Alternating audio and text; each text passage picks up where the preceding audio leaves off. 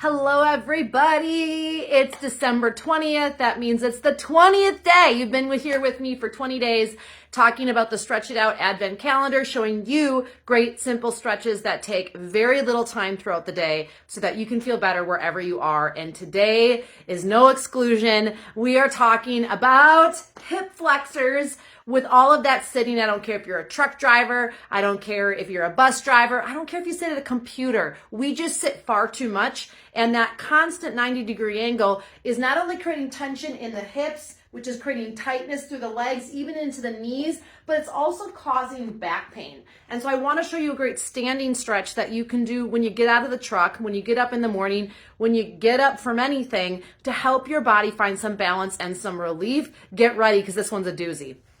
Okay, you're going to start standing wherever you have just a little bit of space. It's not going to be a whole lot. And as you stand, I'm going to come right about here. Just take a really small casual step back. So you can see I'm about 2 foot lengths behind my front foot. And then my feet are on 2 water skis, not 1. So they're not in line with each other. They're hips width, maybe even a hair wider. And then look at that back foot and kick the heel out. Most of the time that heel is going to be pivoted in because our outer hips are tighter for a lot of us.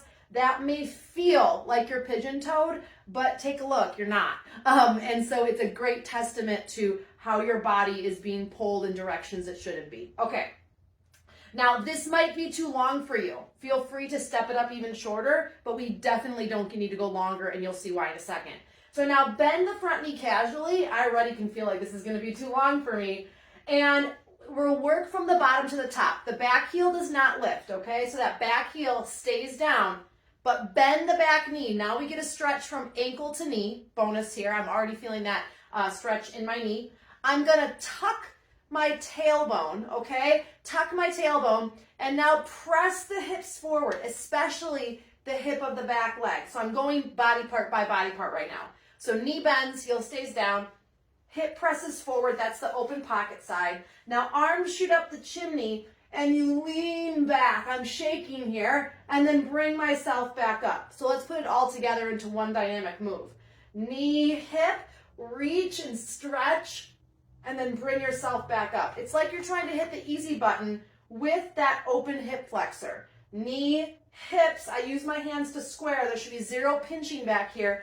Shoot your arms up the chimney and stretch. And do this 3, 4, 5, 6, 10 times on both sides. If you have a tighter side, you can use what's called the 2-to-1 ratio and do that tighter side an extra round or even just a couple extra reps to try to create some balance in the body and give your body some relief. It's like trying to get that side to catch up almost. But notice how you feel. Bonus, bonus, bonus. This move also is great for the core. So that quivering I was telling you about when I was reaching back is a functional way to work all of your core muscles rather than doing sit-ups, which creates strain, creates bulk, creates tight hip flexors, and can do damage to the lower back. We are moving more functionally as we stretch up and back. You get all those core muscles to turn on. I like a double dose in any move, but try this out for yourself. Tell me what you think, and you are just one more move on your way to living a healthy, active, happy? I was going to say active and happy at the same time. A healthy, active, and happy life. Remember, it's the small, simple changes that lead to the big results in your life so that you, my friend, can feel good again. Until tomorrow, peace out.